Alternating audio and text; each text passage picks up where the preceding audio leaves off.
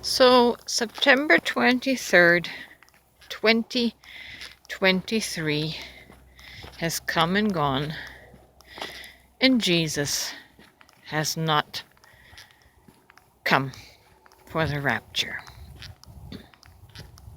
Again, all the foretellers and prophesiers have been proven false. What are we supposed to do with false prophets again that speak predictions that don't come true? I'm not advocating for anything harmful, but to those who read the Bible and follow it so closely, what is your conclusion about that?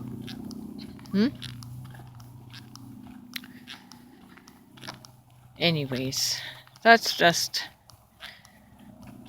good to know that I was not wrong about my rapture assessment.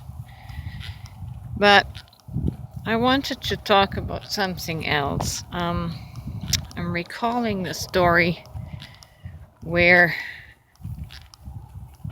Jesus, I think it was at his ascension time, when he says, "There be some standing here who will see the Son of Man come in his glory and in his kingdom." And before we can even begin to try and understand the meaning of that passage and that saying, is we have to ascertain what our own mind imagines this glory to be. What does that look like? What are you expecting? What does that word mean to you? What's the imagery that comes to mind when you hear the word glory? When the Son of Man comes in his glory, what does your mind project and is expecting to see? It's based on that projection and expectation that you will either see this saying fulfilled or not. And it's subjective and personal to each individual. I've looked at that verse and I've seen it interpreted in many different ways. For instance, some said that Jesus had returned physically by the year 70 AD or something, and some that were still alive in that generation actually saw him return. But I don't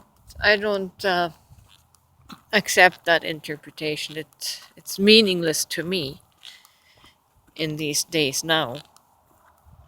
How I have interpreted it, aside from that, is based now on my experience of coming into higher consciousness, into the raptured state of realizing my divine self.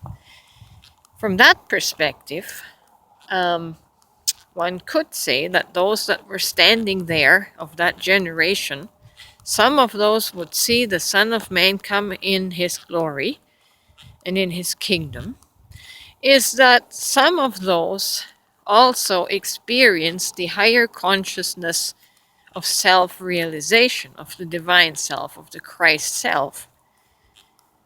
This wasn't relating to Jesus physically returning, but the Christ consciousness coming in glory, in the glory of the realization of the higher divine self that we are, or Christ, the hope of glory. In those days, it was called the hope of glory because this consciousness was only rolling out very slowly.